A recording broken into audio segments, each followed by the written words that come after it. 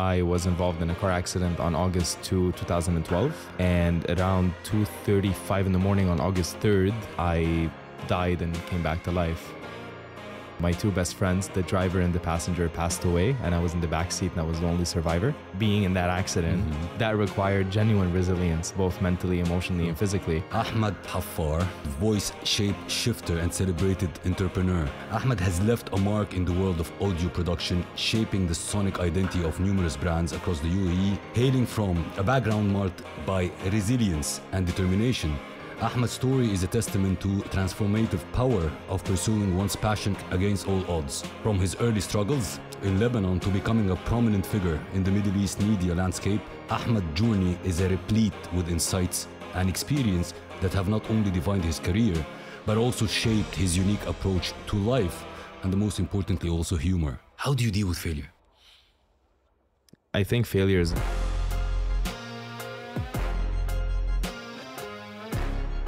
Welcome back, Alphas, to a new inspiring episode of the Alpha Talks podcast. Today in the studio, I've got a very special offer for you today.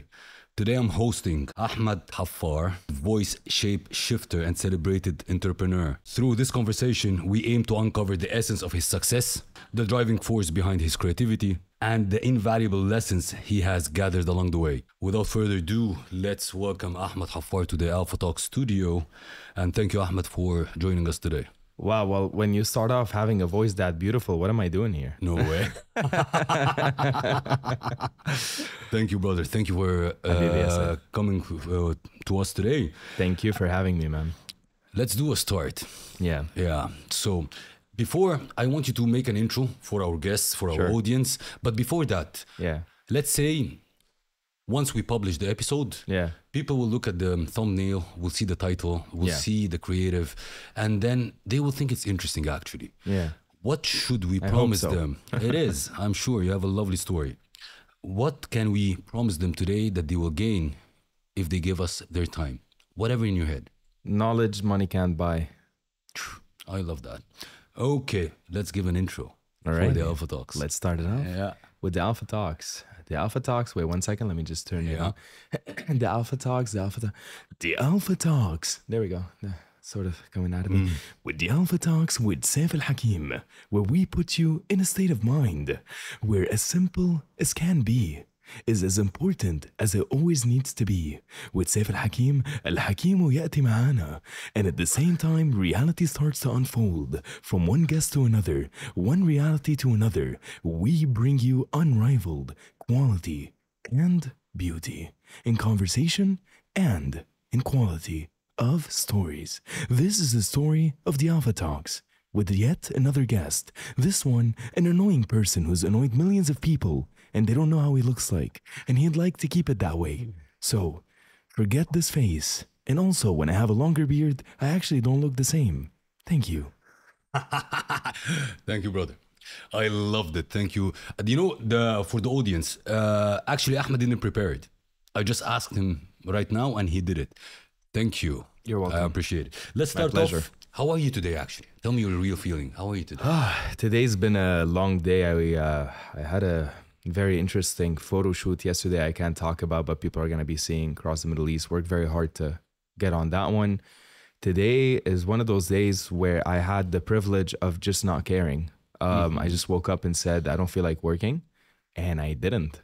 And I rarely do that. So I'm pretty proud of myself. I think that's maturity kicking in. I'm almost 30 years old in like 7 months or so.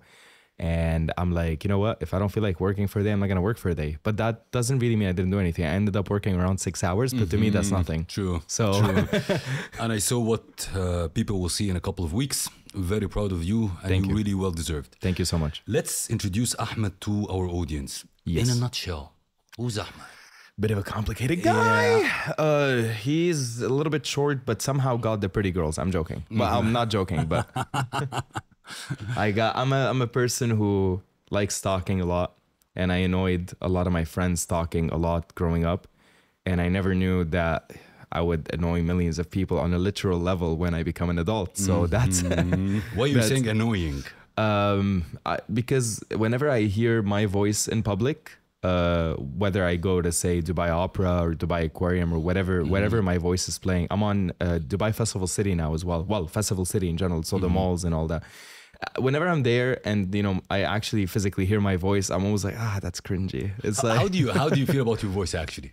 I love it. I believe I am listening to it a lot of times. I mean, I believe I'm one of the first people to, unlike a freelance voiceover, to take voiceover in a completely different perspective by creating unique tonalities that are literally designed for each and every brand. So for me, to be able to change my tone, I don't know why, but this one just really fits Nature Valley. Or like, I don't know, and just to take it all the way down. This is Dubai. Like, I don't know, it's something, there's a ring to it. I love it. Of course I love it. But it has nothing to do with my real story. Unfortunately, a lot of people think I do voices for a living, but you can't really buy Ferraris doing voices. So no, that's not what I do. That's one of the many things I do for a living. And because it's all about diversity. Speak to SEIF, he'll tell you. So it's called building wealth. Has nothing to do. A quick note, I find this incredibly intriguing. On the back end of our YouTube channel, it says around 75% of you who watch this channel frequently over the lifetime of this channel haven't yet hit the subscribe button. I just wanted to ask you for a favor.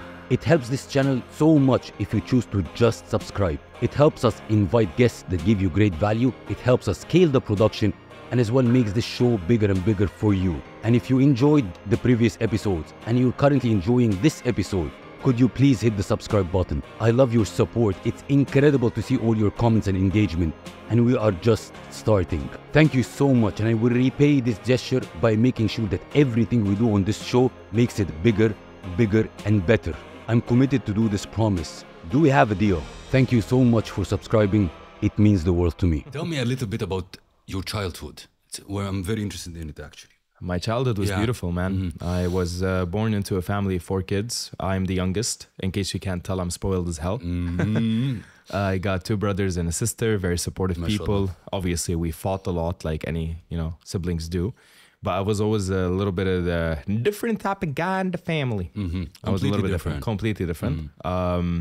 My mom, my dad are incredibly good people. My mother is a very business-oriented person, very needs to be done 1, 2, 3, like very organized, structured, all of that, disciplined, all of that. My dad listens to music most of his day. And he's a poet and he's a French teacher. So coming from their blood, I believe, according to the way they said it specifically, I sort of completed both of their characteristics. But where I come from, I grew up being laughed at a lot because I said I was going to do the things I have now officially done. And my childhood was rough because I actually didn't want to go to school. And a lot of people say it and they cry about it, but they end up doing it. Whether they succeed with high grades or not, it's very rare for someone to actually go to their mom and dad and say, hey, I'm literally quitting school. And actually quit school. Especially from our culture, it's a little bit hard. Specifically from our culture as Arabs. And in Lebanon, in Tripoli, to not be in school at the age of 15, 16 is borderline unacceptable. True. Completely. Yeah. And being French taught, and I've never, by the way, if people like my English, I've never opened an English book in my life. I've never been taught English in my entire life. Je parle français, je suis libanais. Mon français est excellent. J'ai étudié à l'école langue française depuis 5 ans.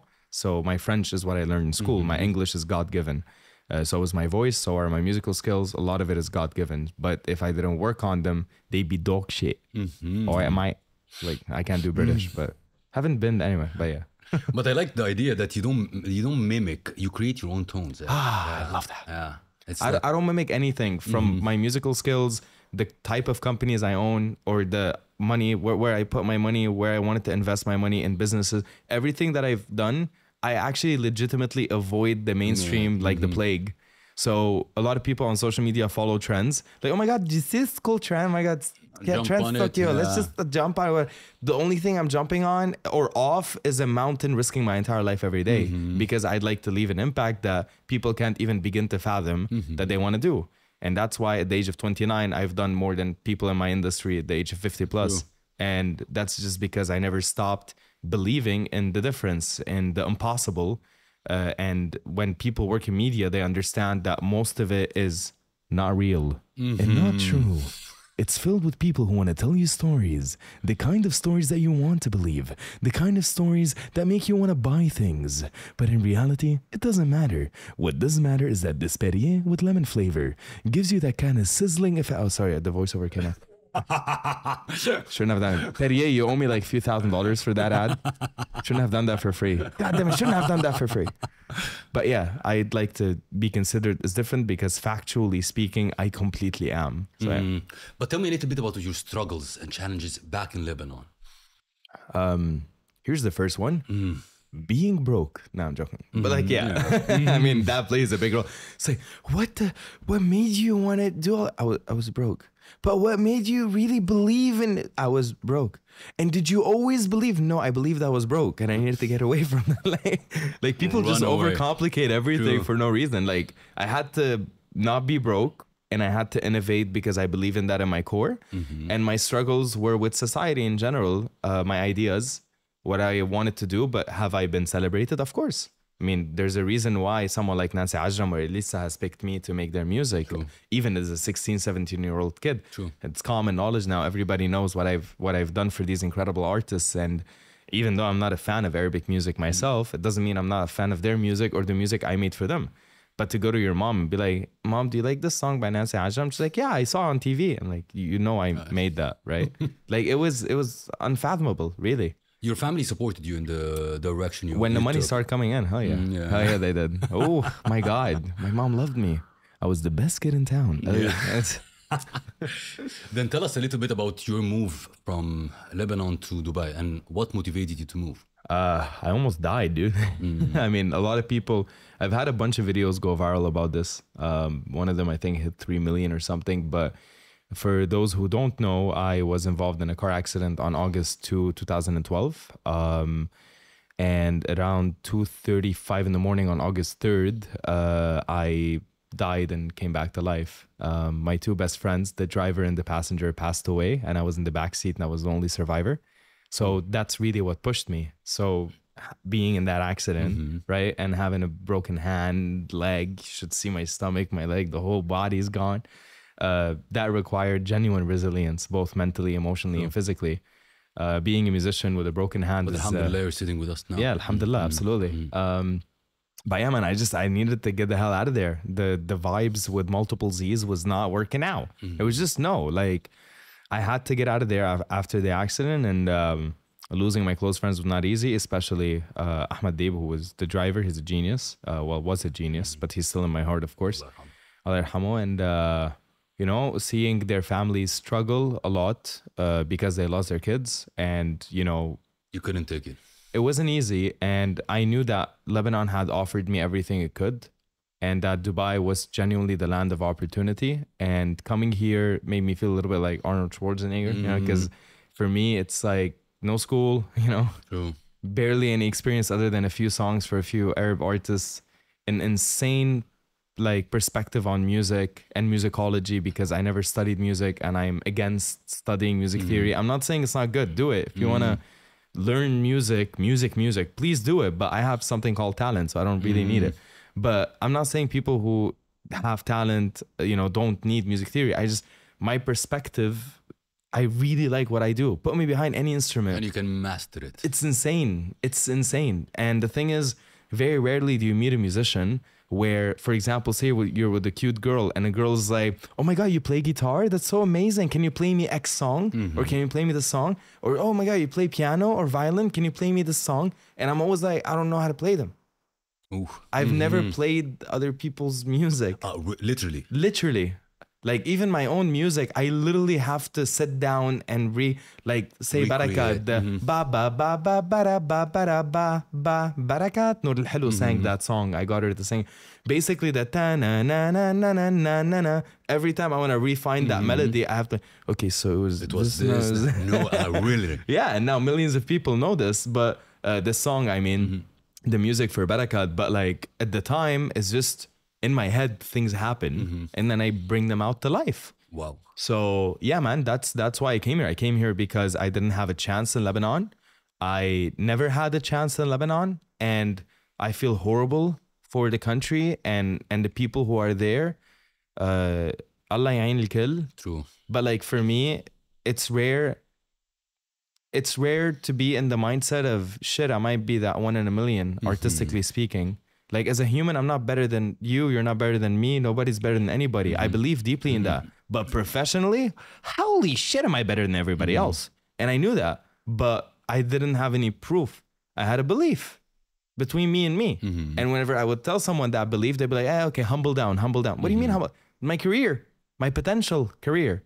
So coming to Dubai was a natural thing because Dubai is the land of opportunities. And I wanted to shape the media, to shape marketing, to shape branding in Dubai with my own perspective, my own personality. This was the idea coming to Dubai with. I want branding. I want through music. Yes. Through music. I want to come here and make music that has something to do with brands. And then I found out about sonic branding. Can you tell us, once you landed in Dubai, what happened? A guy that had a tragedy back home, he had strong belief in the future, and you hit the land of opportunity. A lot of people want to leave their homeland and come to Dubai. Yes. What is the secret sauce? The secret sauce is... What did you do? My God, I love your voice. He's like, SEIF is like, Ya Ahmad ya akhi, what did you do? And I'm like, oh my God, I wish I knew.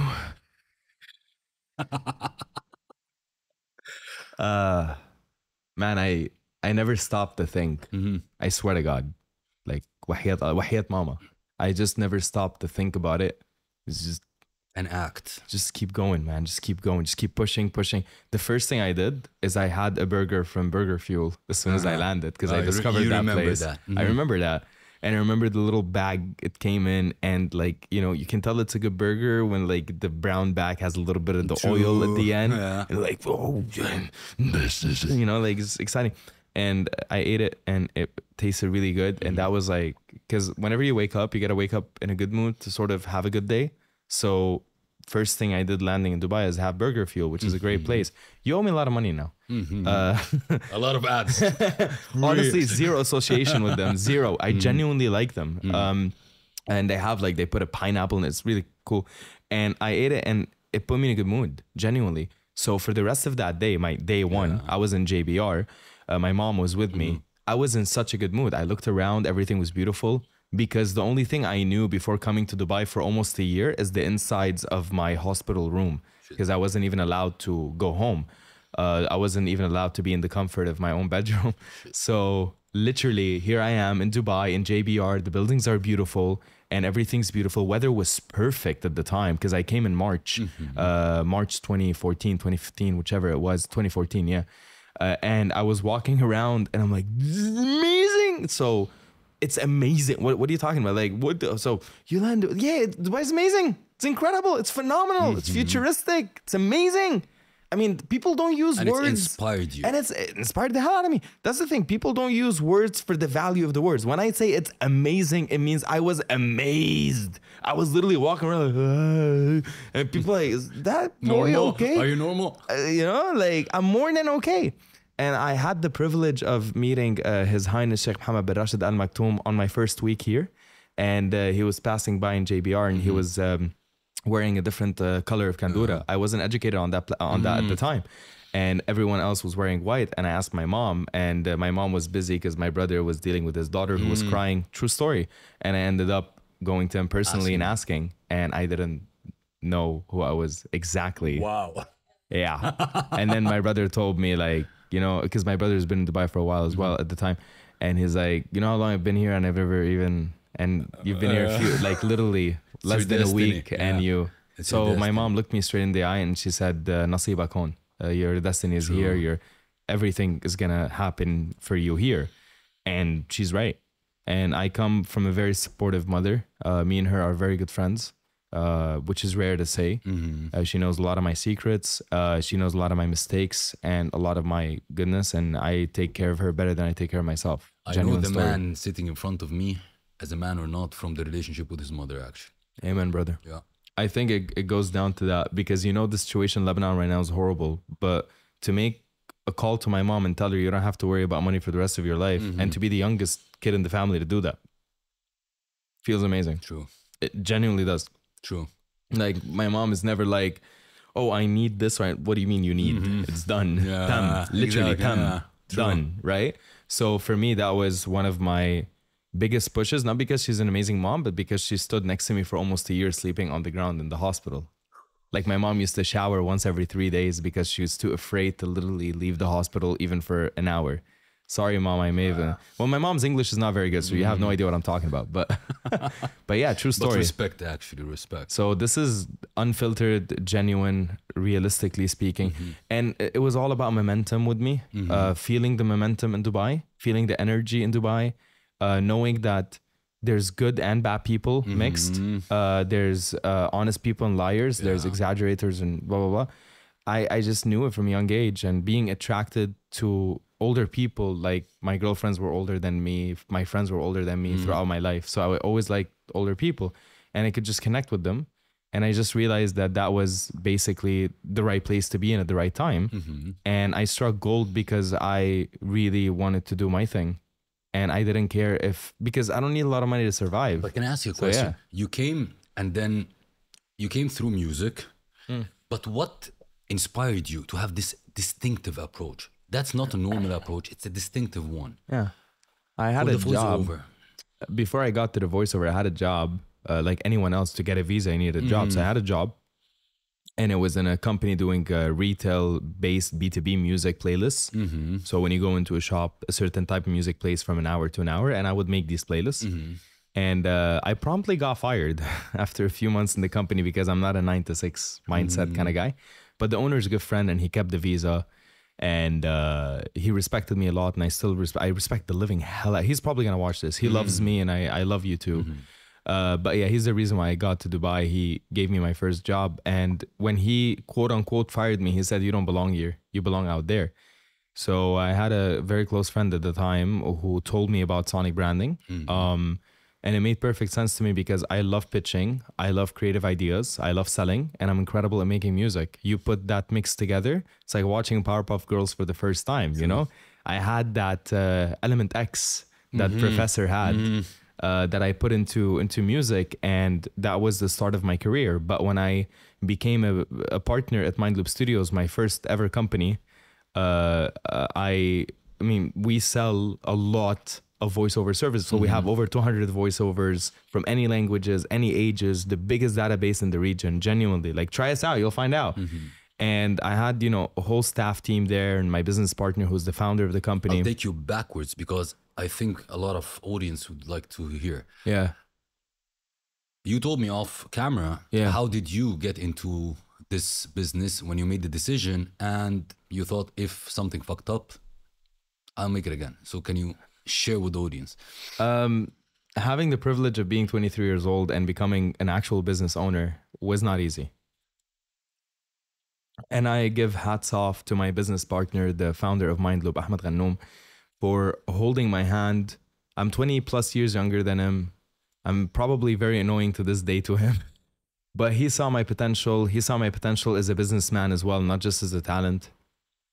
And having a bit of money to make the place work, of course, helped a lot, because a lot of people cannot fathom having, say, $100,000 at the age of 23. They can't, you know, realistically, unless mommy and daddy pitch in. But I had no mommy and daddy pitching. I'm from Tripoli. Google it. All right. It's not a nice place in Lebanon. I mean, it's very nice, but we broke. So anyway, I really wanted to, since I was a kid, I wanted to have a company. The whole thing about being the boss, right? I got very lucky that I entered that mindset and had a physical company to literally run P&Ls and receivables and payables and resource people. Exactly. Being able to go into that at that young age made me realize now at 29 that it doesn't matter if you're the boss, you got to be the leader. Yeah. So it doesn't matter how big you are in the company. If you own the company, please respect the people you work with. Thank you very much. And make sure they respect you. Yeah. Just, you know, okay. I get you're a big guy, but like, okay, or a woman. Sorry. So yeah, that's how it started. But as I was saying, as because we sell a lot of voiceovers, so we sell like voiceover services, any languages, any ages, for advertisements, online, digital content, basically anything all the branding and creative agencies require. We help them out. Advertisements, we've recorded 20 plus ads for McDonald's. Or did you knock doors when you came to Dubai to make this business work? So this hand is still traumatized every time it sees a door because it's like, no, please don't let me knock on it. Don't touch. I knocked on an infinite amount of doors and I played a lot of smart marketing techniques to meet the right people. So let's just say you want to get to somebody, but you're not going to go and text them. Say, well, you can't get to their number. You have an idea of where they're based. Let's say you can't go to their house or blah, blah, blah.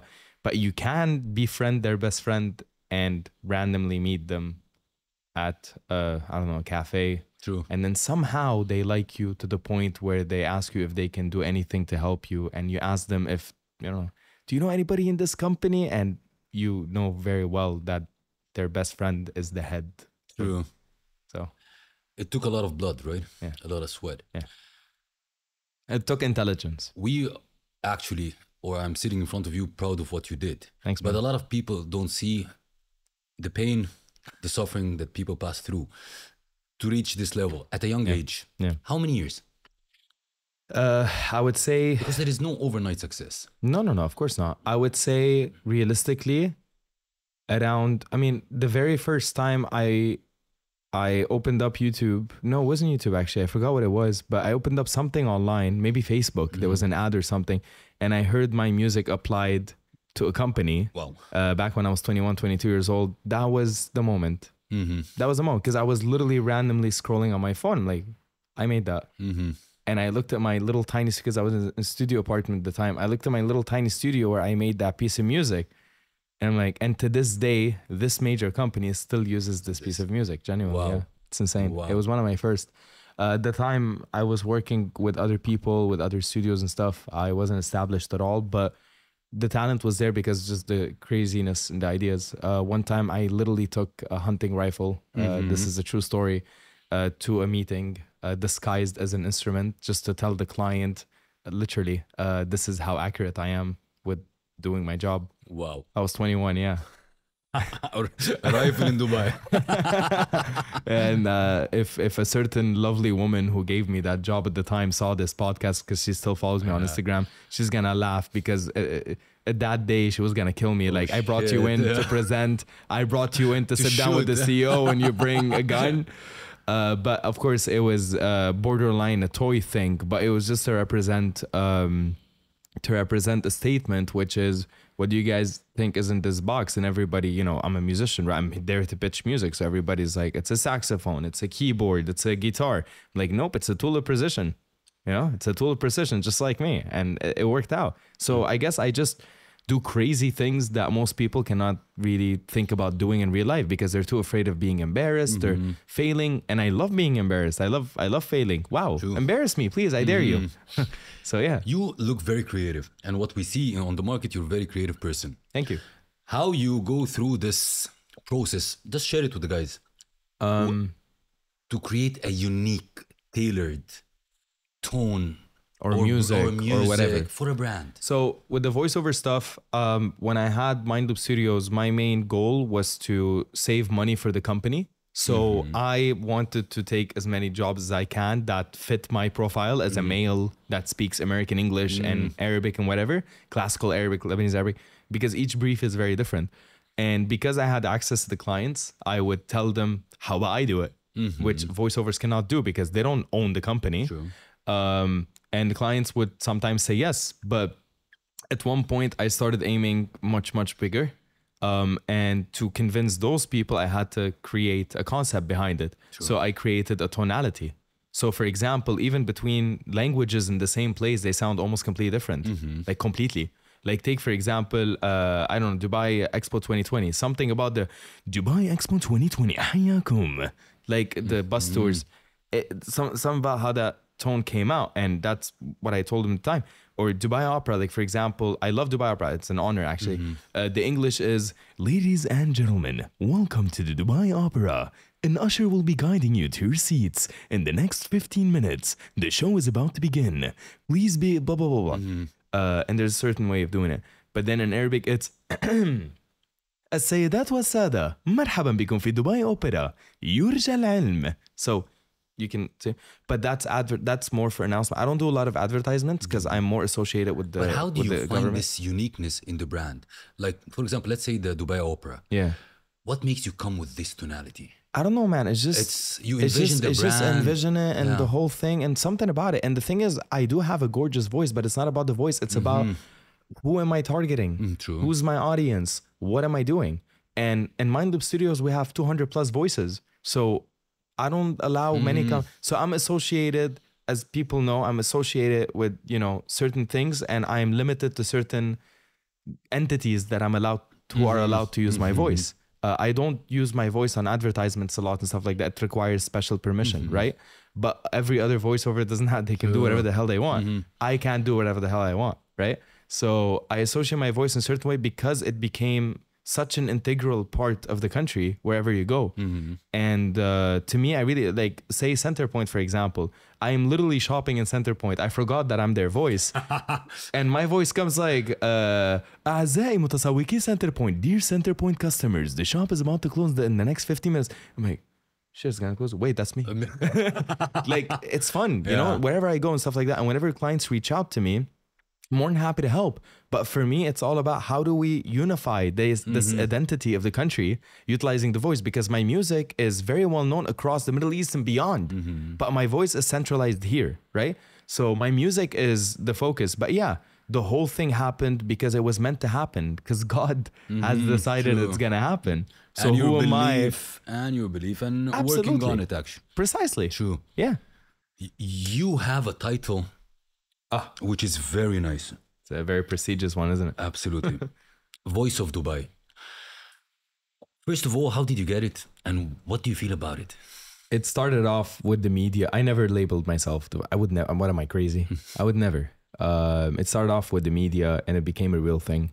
What I feel about it is I feel beyond honored. Honestly, words do not suffice. And if I were to say it in Arabic, الكلام ما بيكفي هون. It's too big of a prestigious title, and I'm beyond honored to hold it. And I intend to hold it with pride. I intend to continue innovating using it and to make Dubai proud, to make the people in Dubai proud and beyond as well.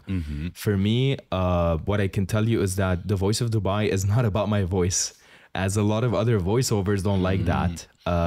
Who have been doing voiceovers for much longer than me. It is irrelevant. I am a marketing genius.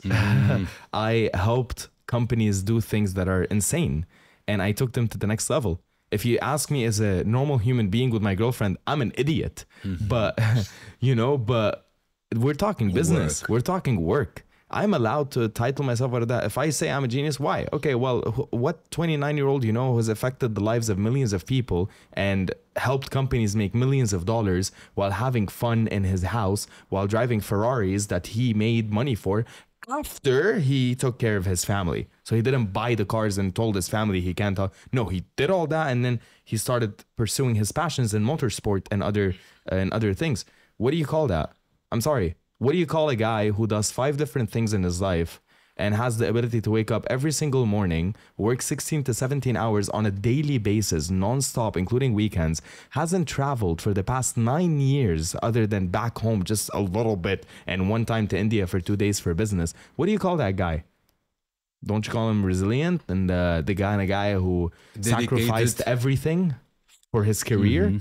So imagine if I'm not a genius in my career, all of that would be a waste, no? So of course I am. And my work speaks for me at the end of the day. Humble people don't talk about their work. Why?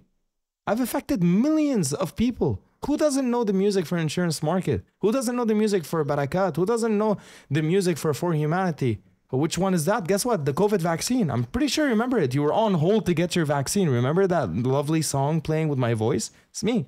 Who doesn't know the music of Saudi German or HMS or Murdif or Garhoud? What are you talking about? I'm literally everywhere. You just don't know that I did it. And I'd like to keep it that way. Tell me a little bit about back I was saying backstage Yeah. or behind the scenes. Yeah. Or for example, I would say Expo 2020. Yeah. Share with us behind the scenes while you were working with the Expo 2020. Or whatever, like it could be opera, it could be whatever. Well, for me, a lot of the brands that I work on, I just treat extremely separately. And that's why a lot of the agencies that work with me enjoy that when they sit down with me and tell me, Ahmad, we have a new brief, a new client, could be big, could be small, whatever it is, I take it from zero, from zero. To me, that's what matters the most, SEIF. And no, you take every single project as if you haven't done the one before. That's what makes you a good creative. That's what makes you a consistent creative. I have good friends of mine who are the creative directors and the heads of marketing and the CMOs of major brands globally, not even just in the UAE or in the Middle East, globally. And they ask me for advice. And I'm like, freaking. But this doesn't come from no work, no dedication, no resilience, no sacrifices. You paid all these things. Yeah, absolutely. To reach this level. Not only that, you have to be talented. You have to have talent. You can't just learn talent. True. Because across my businesses, I'm a businessman. Across all of my creative stuff, like the voice and the music and the comedy and the hosting the events, that's talent. I can go on a microphone with barely any information and entertain a crowd of 10,000. This talent was with you when you were a child or not? Yes, absolutely. It's what got me, why people bullied me. From the beginning. Absolutely. And you focused on it, hammered. I celebrated it.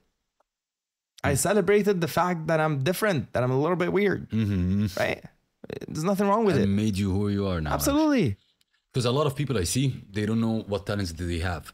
Can you tell them what should they do to find their talents? They need to understand so just before coming on this amazing podcast, one of my friends, his name is Jimmy.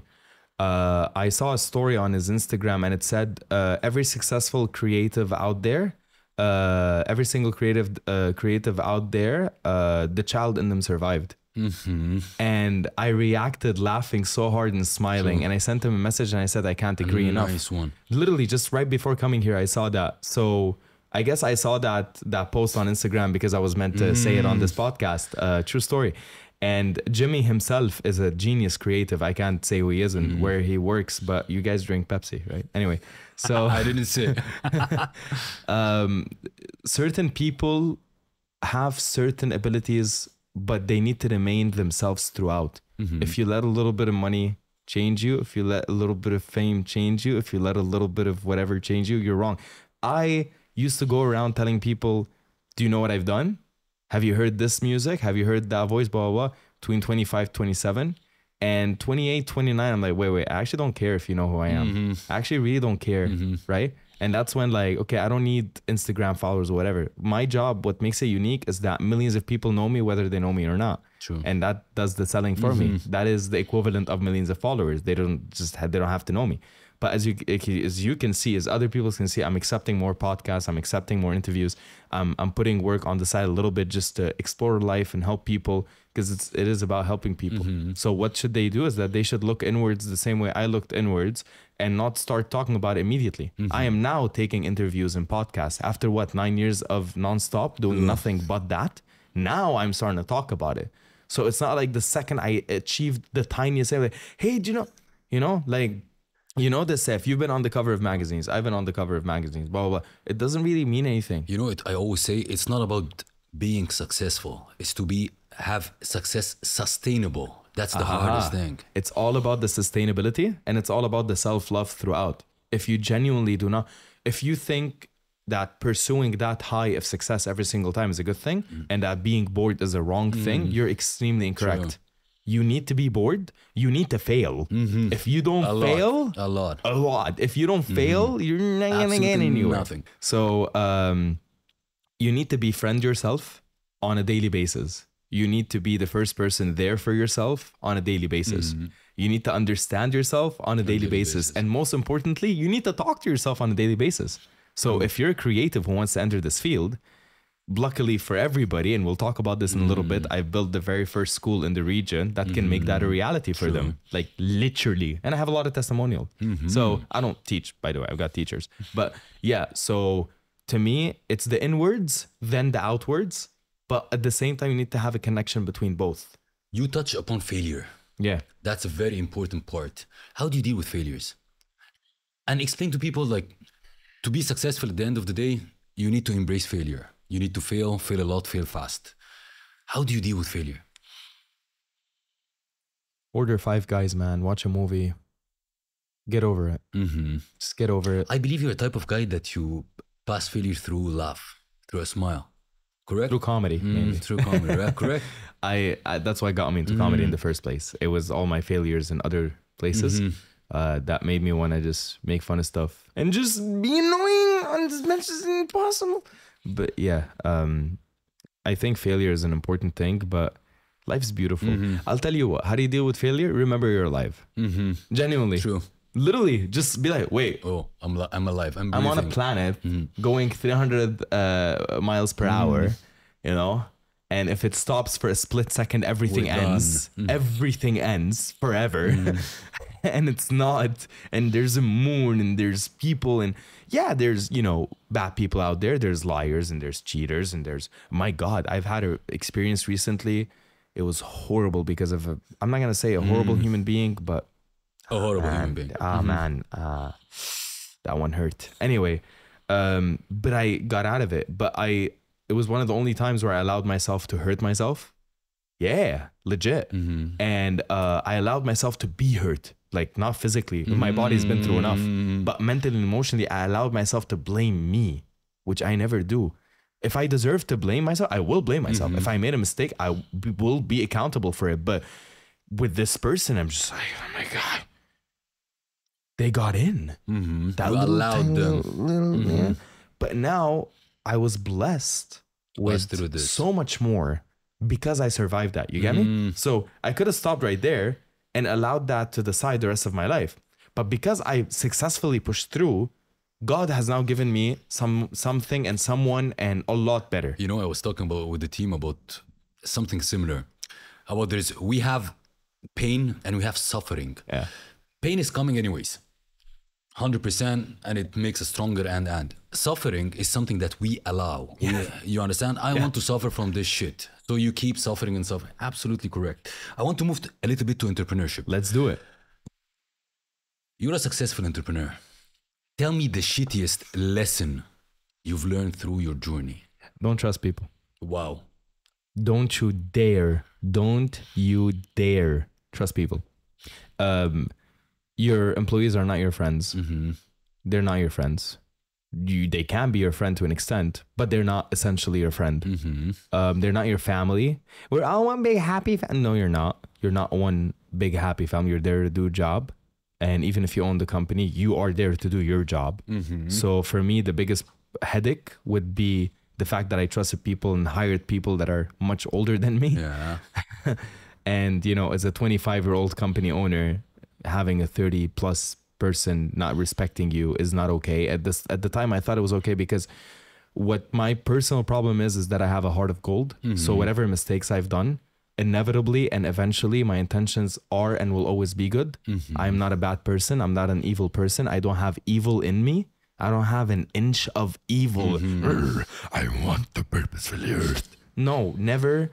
Not my thing. But as my mom says, I've always loved people, right? It's obvious. It's obvious. And not anymore, motherfuckers. I passed through shit. That's done with. You gotta talk to 6 people to get to me now. We done. But yeah, to me, you gotta understand that entrepreneurship is all about understanding yourself first. To be able to help the consumers and the clients and whatever business or industry you're in, no matter how vague you go and no matter how wide, it'll always go down to understanding your consumers and then your team, and all of that is tied to yourself and your business model. You said actually correct. When you said, when I asked you, how do you tailor the tones to the companies? You told me, I see what are the target audience, which absolutely correct. What advice would you give, or before this, do you think every person can be an entrepreneur? Absolutely not. No. No, please stop doing that. Stop thinking you can just do a course online and then suddenly you can open a company. You're not meant to. Some people are not meant to. Elaborate. It's very, very simple. People can become successful entrepreneurs, but they might be copying. How many restaurants are out there? Oh shit. How many restaurants are out there? How many of them are actually successful, right? Look at Alu Beirut. Alu Beirut is an incredible restaurant chain that was born and raised here, that's taken over, right? And I know the owners, I know the fam, they're amazing people.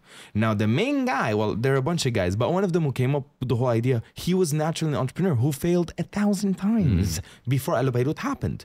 The whole point of entrepreneurship is that if you haven't been risking everything since you were whatever, 16, 17, 18, 19, you're never going to be a real entrepreneur. True. Even if you open up a company that copied the sense of that company and also became successful, blah, blah. I mean, we can take the Colonel, KFC, right? He was 50 plus when the times are different. Everything's different.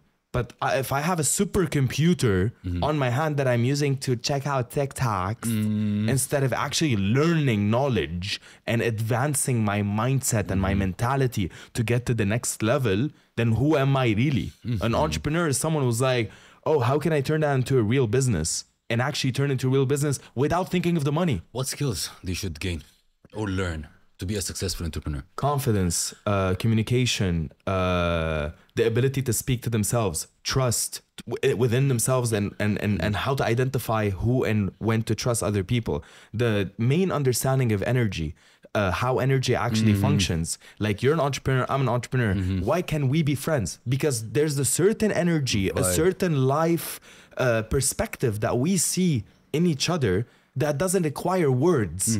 That is a certain level of 3D interdimensional conversation that people don't know about. And for me, whenever I'm like walking on the streets and, you know, like, I don't know, man, like I'm with a few friends, and then a bunch of people are like, so Ahmad, what do you do? Right? I'm always like, oh, I work in media. That's it. You know, like, if I'm going to expand, it's going to be 3 hours explaining who I am and what I do. You know, and then like one of my annoying friends be like, oh my God, you don't know who he is? Oh my God. But like, yeah, I'm nobody. I'm nobody. Let me enjoy my drink. What humbled you down? What humbled me down? Overall, my mom. Did you pass by a phase your ego was... Oh yeah. Oh my God. Oof. Imagine being heard by millions. Forget my voice. I'm talking music. People think my voice is famous. They have no idea how famous my music really is. My voice is famous in Dubai, but my music, you have no idea. You guys go to Rick Sauce hotels, right? On planet Earth, every lobby, it's all FYI. On me. Because one guy called Ali believed in me. So doesn't take a lot. Takes one person. Anyway. Yeah, right. Moving on. And the way that, so for me, it's okay to go through these ups and downs. I'm an attention seeking person. I love attention, but I identified the difference between good and bad attention, right? And even though my intentions were always good, they were not necessarily excellent for me. I love or how I feel about me deep down. Certain people who say voiceovers in the industry, who gave me advice, who have a lot more experience than me. One of them, his name is Nassim. I love him. He's a great guy. Always humbled me down. Amongst others, my mother, and inherently myself. When I figured that out, I'm like, hey, why do I care if people know who I am or not? Wait, aren't I in this for like the business and leaving a legacy? And wait, won't all of this come by itself the more I work anyway? Wait, why am I doing this? And especially with the voice, because all of the, like, a lot of the famous voices I've done, other people have done them. And these people got bothered and they have every right to be bothered, right? So at the time I was short-sighted. I couldn't tell. But like, no, but I've done it. I was a kid. It was like me. I was a child. True. You know, and age doesn't defy anything because now, just a few years since that happened, I am now in a completely different mindset. When I see these people who I bothered at the time, they look me straight in the eye and they're like, oh yeah, you're a changed man. Of course I am. You caught the word from my head. Bother. Yeah. And from there, I guess I built that. So what keeps you humble is really who you are deep inside. A lot of people tell me, like, when they talk to me in person, say they know me online or they follow me or whatever, it's like, oh my God, you're like the most humble person I met who has done so much. I'm like, man, I'm just a guy. Can you like chill out? Like, I'm not that big of a deal. But if you're in the industry, my work is a big deal. You know, I passed through this. I was the youngest CMO in Samsung as a group. And I really got blind. How old were you at the time? 31. Wow. And a CMO at 31. But really blind, I started to bother people. People started, it was very painful. Yeah. And it made me lose a lot of people. Of course. And once I realized that, things totally changed. That's why when you said bothered, I was like 100% correct. It goes down, not only back to you, it goes down to the fact that we are all to an extent short-sighted, and it's a very natural thing. And to be young and more successful than others does bother a lot of people. Believe me, I've learned that lesson, ladies and gentlemen. But it doesn't matter. You're in this for you. Everybody who's doing anything is essentially doing it only for themselves. True. So before you can even think about others, you have to go through the phase of being egotistic. You have to go through the phase of being selfish. You have to go through the phase of being a show-off. Because if you don't, you'll never push through to the other side. True. You have to. Like when I'm walking around and like, I always say this, like say I'm with a friend and I'm in whatever and my voice or my music is in the background and I look around me and there's like a few hundred people and I would look at my friend, my own personal manager, her name is Reem, she's lovely. I would look at her and be like, all of these people have no idea they just experienced my voice or they just experienced my music. All these people, and I am there physically at that moment while there's 10 plus other places that are experiencing the same thing at the same time with hundreds of thousands of other people. So to be heard by literal millions, especially my music, and no one has any idea who I am. And I'm standing right there. I'm like, guys, it's me. But I'm here. So to go from the mindset of having to scream, I'm here to, I don't care. That was the biggest thing that's happened with me in the past 2 years is that I legitimately stopped caring. Now I want to make art. So I started doing comedy. I have a show on Stars Play. I'm pushing for another one. We'll touch upon that. I have my own stand-up comedy show on Stars Play. And I do dark comedy. So as a professional, it's one thing, but the comedy is a little bit dirty. I'm sorry. What drew you to this dark humor? Life is a joke. What are you talking about? Everything's funny. If anyone's like, I'm offended, like, oh, you must be super cool at parties, Claudia. You know, like, wait, I know Claudia. I love you, Claudia. No, see, like what I did right now, that was all a joke. I came up with it on the spot. It was all just a joke. I have the ability to be funny without trying to be funny. And that's mainly what got a lot of girls to like me. Thank you. But a question, does it help you or help your audience from the emotional well-being? Being humorous, having a stand-up comedy. Yeah, of course. Tell us a little bit more about the stand-up comedy and what kind of message you want to provide to your audience. How do you want to impact them? I believe the world is filled with funny things. And I believe the world is filled with good energy, inherently. The whole point of comedy is just to take a break and have a bit of fun and see how someone, their brain can be messed up enough to intelligently make these horrible jokes and not mean any of them. I believe the people who joke about the worst things are those who are not gonna do them. People usually get offended from you or not in our culture? No. At all? No. So anything that you see on TV that I've done is of course approved by the Dubai government. It's approved by everybody, the Film Commission, Abu Dhabi and everywhere in between. So the content is approved because I don't tend to offend. I just say funny things that happen to be a little bit bad because they're funny. But comedians who swear a lot or whatever, they're not funny, right? It's just because you say the F word or what, doesn't make you funny at all. It doesn't make you creative. For me, it's just to bring your personality out. And I did that first show with Stars Play because I wanted to take a break from everything else. How long was that? A year back. And it hit, it was such a good, so you go to Stars Play, right? Ahmad Haffar rated R, enjoy. And in the first month, it was trending. It was top 3 on the entire platform. And now I'm in discussion with them to do another one. And I'm super excited about it. And I'm also in discussion with another, and I can't say who it is. It's a big N. for again, having my own comedy special there. And they're going to happen. Let this podcast be a memorability. At some point in time, you're going to see them on TV and be like, oh, Ahmed talked about it. They're going to happen because I'm amazing at what I do. And there's no reason for it not to happen. But how it shifts to comedy then? How it came to you that, like, okay, let me pursue the comedy line.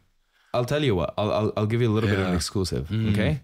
I'm going to tone it down a little bit because, of course, I'd like this talk to be as professional as possible, but I'd like you to give me 3 subjects that are completely random, okay? So you take your time, you say subject 1, you take 2 seconds, you say subject 2, you take 2 seconds, and then you say the third one. But none of them have anything to do with each other. Have we discussed this before? Tell the people. Have we discussed any of this? Whatsoever, right? Okay, so just like a magician would, show you about, right? Or the guy who tells people on Omegle, that's where I got the idea. Give me, a bunch of words, and then he raps about them, and he puts the words Mac something. So give me 3 subjects, and I'll turn them into live comedy for you right now. Okay. And you came up with the subjects, not me. Okay? And make them so hard. Like they have nothing to do with each other. I'll give you an idea. You can say egg, Mars, and Bentleys, right? Could be anything. You could, as complicated as you'd like to be. No, wider. Sports, real estate, study. Sports, education. Real estate, education. Study. Okay, so education. So sports, real estate, education. You ready? Yeah. Okay, so guys, I can't physically move because a lot of this has to do with my body. But okay, one more time. Sports, education, real estate. No, they need to be in the same order. So sports, real estate, education. Because we're going to go like that, okay? So sports, real estate, education. You ready? Okay, check this out. In 3, 2, 1. And that's the thing with sports. I don't get it. Like, are you not afraid that your whole body is just going to break it any given day? It's like you have these amazing stars who are just like started off and he's 20 years old, ready to take on the game. Young Jeremy is ready to keep running and keep kicking. 2 weeks later, Jeremy has unfortunately broken his leg and his career has ended. But we've given him $25 million to support him for the rest of his life. Like, it's crazy. Sports is such a lucrative thing because you're crazy enough to do it.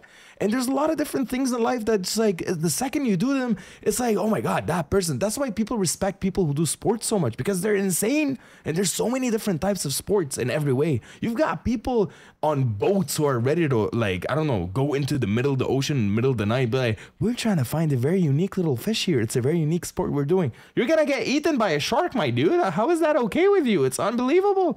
And yeah, people just do insane things that I can't even imagine how they can even accept to do it. Like, some of them, they're just like intense, very intense, like real estate. Why are you doing that? Huh? I don't understand. What's the point? What's the point of that? Is that a sport? I feel like real estate is a sport. Today, I'm going to be calling 10,000 people and telling them, would you like to buy this? Like, dude, that's a sport of its own. Your mouth don't stop, non-stop. Unbelievable.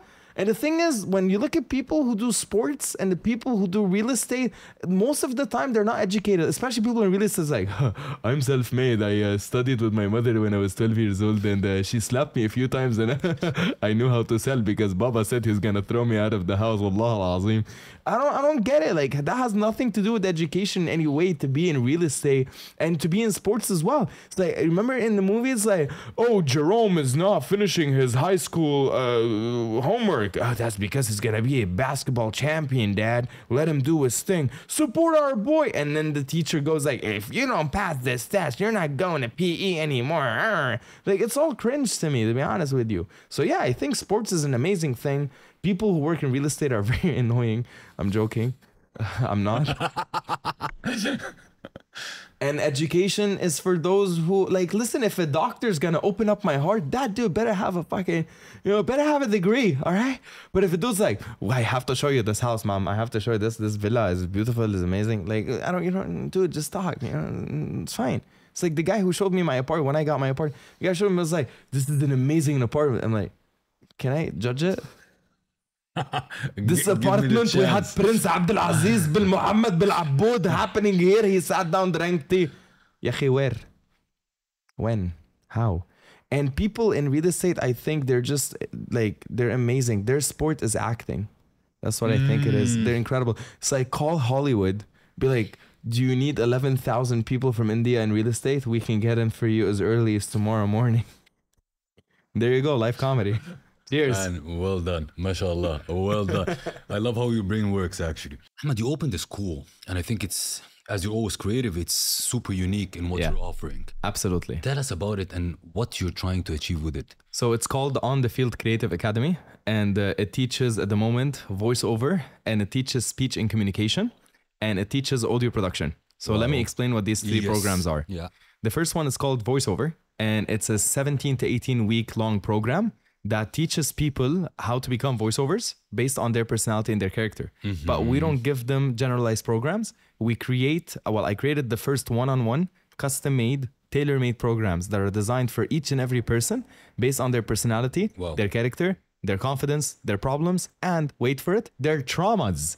So the traumas from their childhood, the things that they've been through that has affected them. People will be like, what does that have to do with voiceover? It has everything to do with it. Because when you're actually behind the microphone doing a job, it's not about doing 1 or 2 jobs. It's about having a career for the rest of your life. And then as they do that, in order for them to join, they go through something called the assessment, which is 15 questions with me personally. And I ask them these extremely, extremely personal 15 questions. We sign NDA so that I don't, it's like a therapist basically. I keep that information with myself, and whatever they see, they keep with themselves. And I created basically a curriculum from zero because I'm a school dropout. I never followed the academia route. So I wanted to build a school that teaches experience.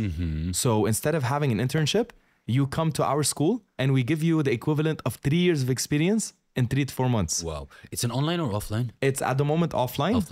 I'm planning on adapting it online soon, and for very, very cheap.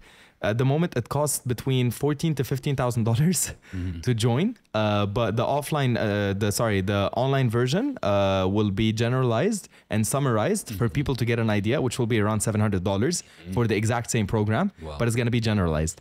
And at the moment, this program, after learning everything, we help them enter the market, who to talk to, who not to talk to on a global level, how to shape their personality, their character, their social media, to adapt the voiceovers lifestyle, what sells, what not sells.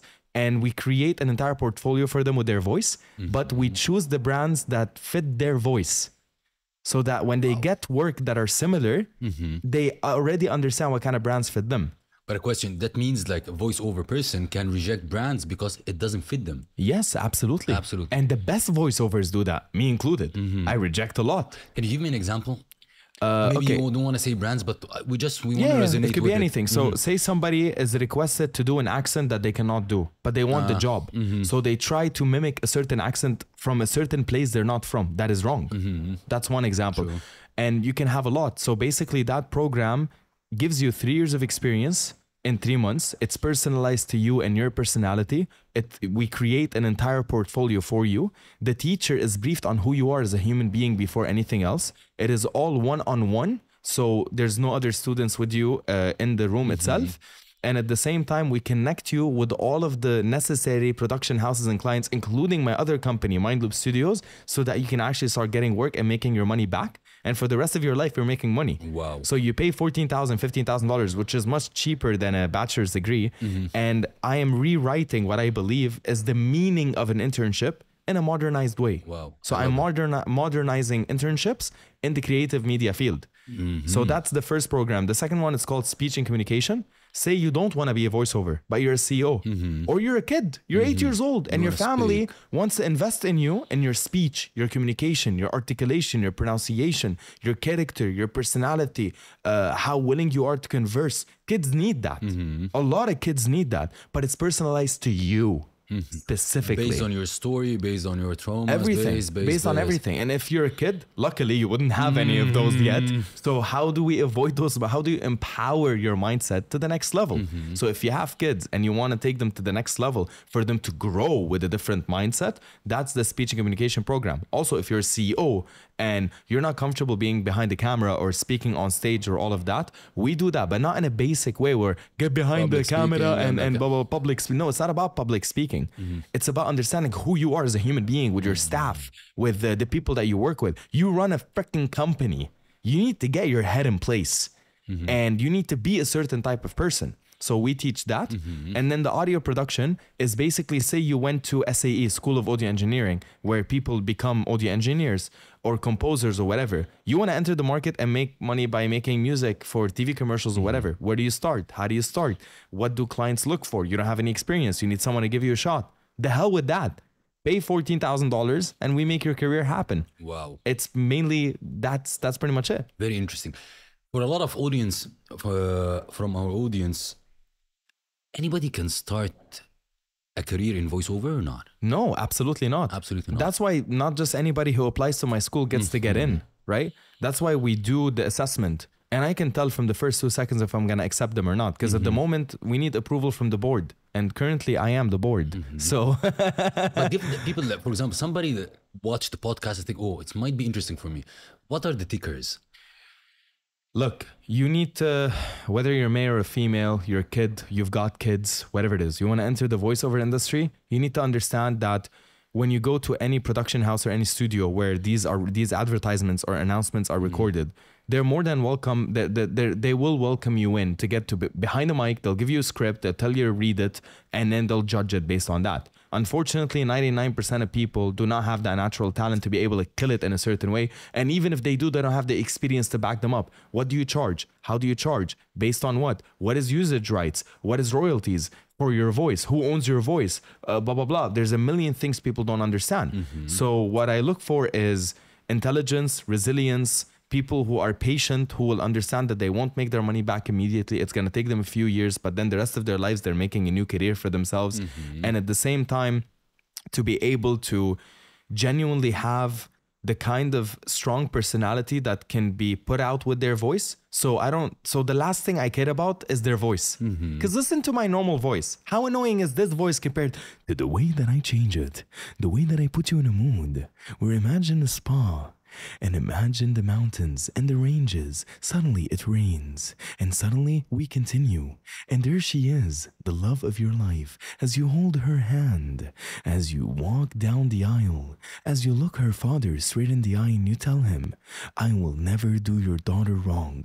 I will never do anybody wrong. But that's why shops you love delivered better. Download the InstaShop app now. And that's why the all-new Alain Plus, immune to almost every... Look!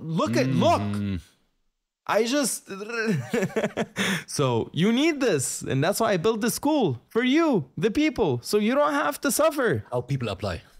They have to, first of all, at the moment, I'm still building the entire thing. We've had 71 students successfully for the voiceover program. Speech and communication is still in testing, and audio engineers, 4 students. Wow. So the most selling, the hottest one, of course, is the voiceover.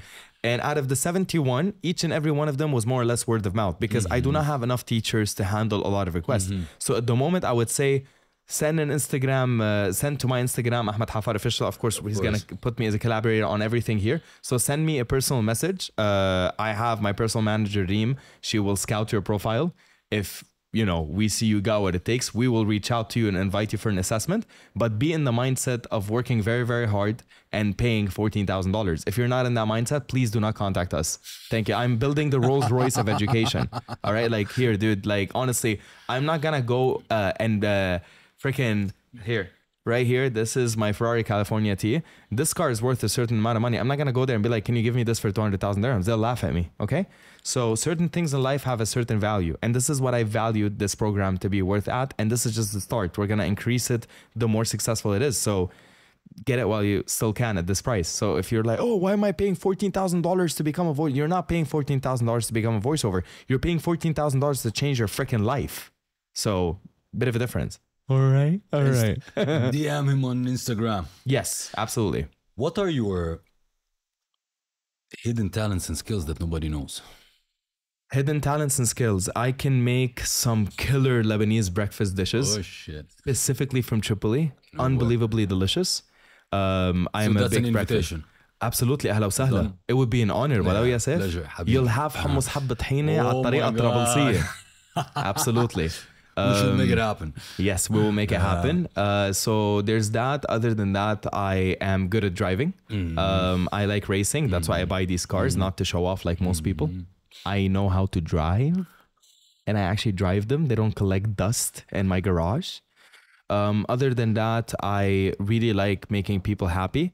And I randomly sometimes talk to people on the street who I feel like are a bit down without telling them who I am or what none of that. It's not about me. It's about them.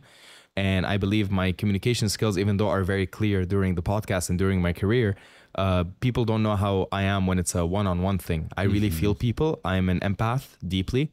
So I can feel people going through something and I really do want to help them. I do not go randomly giving people money because that's disrespectful to them, in my opinion. I believe giving them the tools and the mindset will take them a much longer way. And last but not least, I'm really good at swimming. And I can hold my breath for up to 1 minute. I'm joking, like 30 seconds, but like still pretty good. And other than that, with the girls, I'm joking. I'm a strong believer of habits and routines. Yeah. To be successful, you need to follow a particular framework. Discipline, yes. Yeah. What are your habits and routines? I work 24/7 and don't think of anything else. Thank you. That's it. Do you like prioritize your mental health? So you do this and that? No, I do. I do what I have to do. And once I'm done, once it's amazing, once I've overdone it 10 times more than the client thought I was going to do it, once my team and any of my companies does an incredible job, once my teachers change somebody's life, then I can take a fucking bath. Love that. What's your goals? Oh, I'm gonna be internationally famous for things people can't even think about at some point in my career. And if not, I've already done the impossible, but I'm pretty sure I'm gonna be there. My goals are to empower and help as many people as possible, to put so many smiles on their face, because I was made for that. And I'm super cute, so I'm meant to make people feel good. That's why I look like this. Hello. Can you believe this is the guy you hear his voice every day in his music all over the Middle East? Do you have any idea? No idea, right? The insurance one. So, yeah, like take insurance market, for example. For me, that was a great project because it just came to me in 5 minutes and it put a lot of smiles on a lot of people. I had no idea it was going to be this big in the region.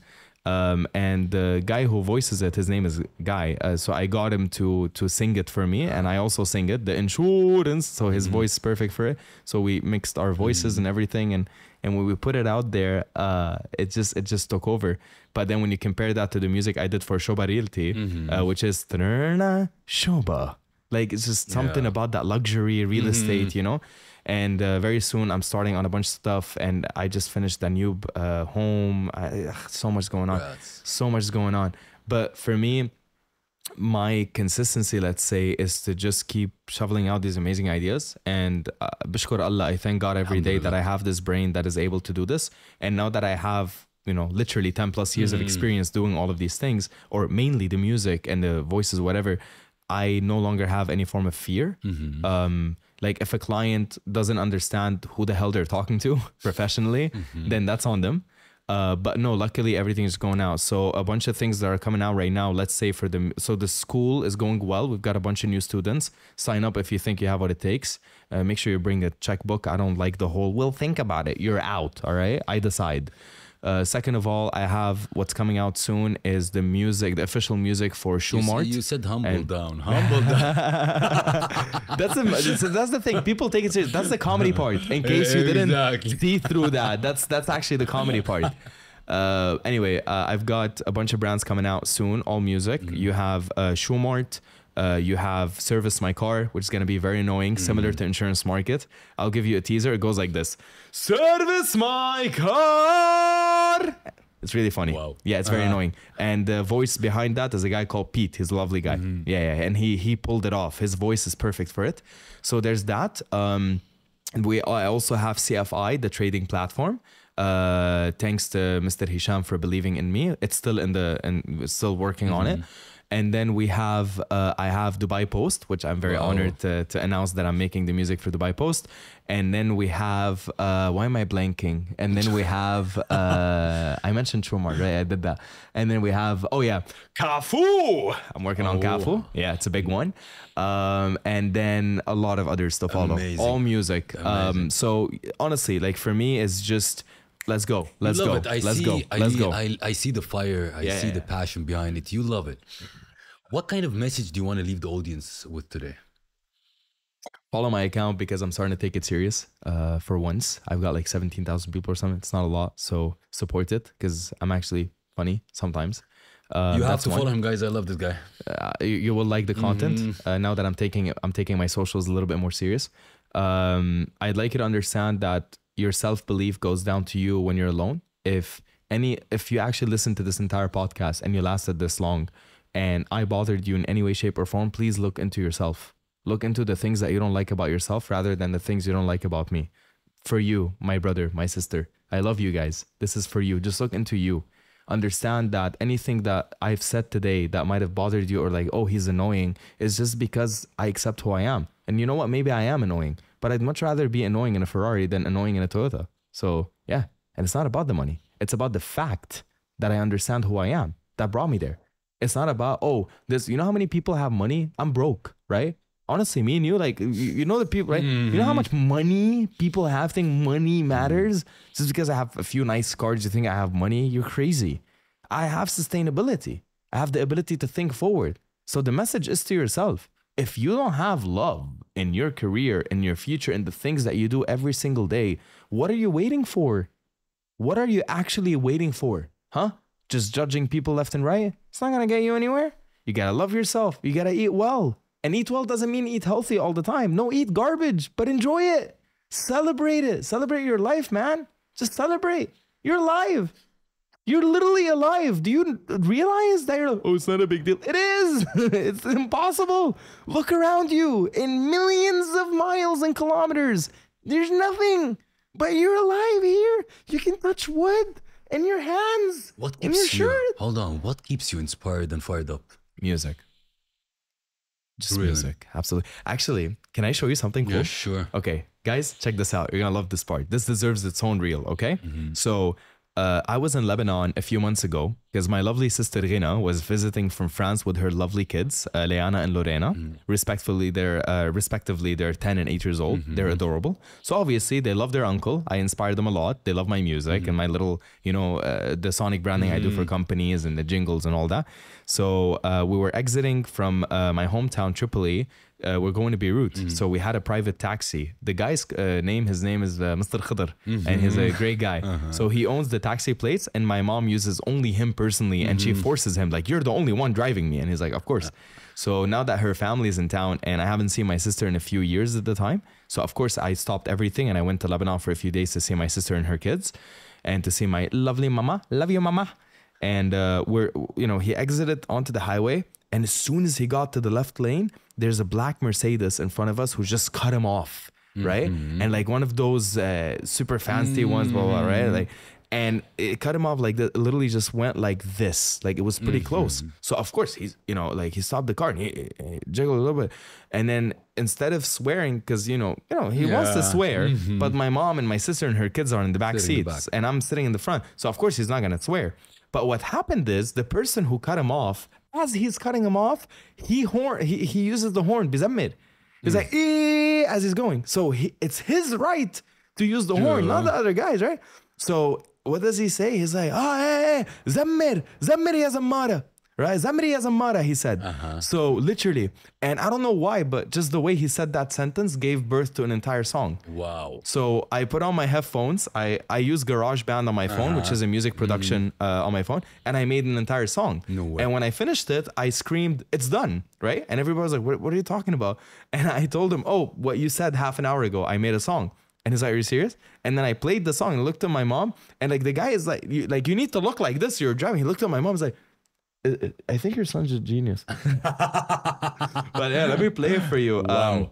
And by the way, I can even show you guys, this is untouched. This project is still untouched, literally. It's just I made it and that's it. So it's still an idea. I'm not gonna sell it. I'm not gonna put it out there.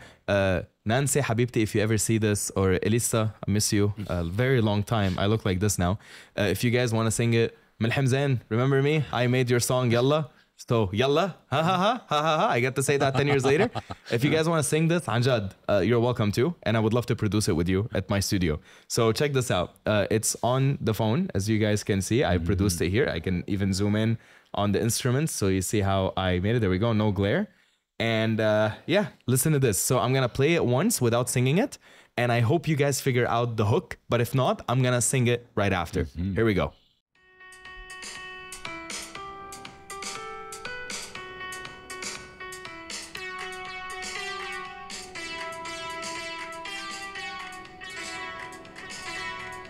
Okay, now let me sing it. Here we go. I don't sing, by the way. وزمري يا زمارة وقولي انتي وين وزمري يا زمارة وقولي انتي فين ومسكي بهالتليفون انتي طالع عالبلدون وينو هالعربون ايلي وينو هالبلدون وايه. Yeah, just on the phone. No way. That's from this incident in Lebanon. Yeah. You sit in the car, Well, I was bored. It's an hour to Beirut. What am I going to do? I'm just going to sit there. Got to do something. So, yeah. Respect, man. Thank you. Before we close the episode, I enjoyed it so much. Thank you, Habibi. We have a tradition in the Alpha Talks podcast, which is we have what we call it the Alpha Talks memoir. Uh-huh. Every alpha guest that sits on this seat has to do 3 things. Okay. Let's do it. Number 1 is he needs to write his experience in the Alpha Talks podcast. Okay. The second has to write a question for the next person. alpha guest. It's Lovely. a way of connecting alpha guests together. And the third is who do you recommend as an alpha guest who can really inspire and impact our audience? Lovely. Okay, I like this. Before we move forward, I need to ask you the question from the previous alpha guest. Let's do it. Okay. What would you do in life if you knew that you couldn't fail? Exactly what I'm doing. Honestly. True. I would like to thank you very much for having you today. Of course. And it's a pleasure. And you owe me a breakfast. Yes, I do. And it's going to be amazing. He's going to look at the chickpeas and the fool and the hummus. And it's going to be like, yeah, Ahmad, do you have any more? Because my God, you just ruined all of my gym exercises for the past 2 months. And that's why I tell him, the garlic, especially the Lebanese garlic style, it's just amazing. Okay, I think I'm hungry. Tomorrow breakfast. Thank you so much for having me. I appreciate it. Same here, brother. That wraps another inspiring episode of today's show. I hope that this episode has ignited your inner alpha and left you feeling inspired, motivated, and ready to conquer any challenge that comes your way. Remember, alphas aren't born, they're made. It isn't about dominating others, it's about embracing your authenticity, leading with integrity, and making a positive impact on the world. If you enjoyed today's episode, be sure to subscribe to the Alpha Talks on your favorite podcast platform. Leave us a review and share the podcast with your fellow alphas. Also connect with us on social media at SEIF Al-Hakim. Share your thoughts, insight, and stories of personal and business growth with us. Let's create a movement of alphas supporting one another. The world needs more alphas like you exactly. Until next time, stay bold, stay driven, and stay alpha.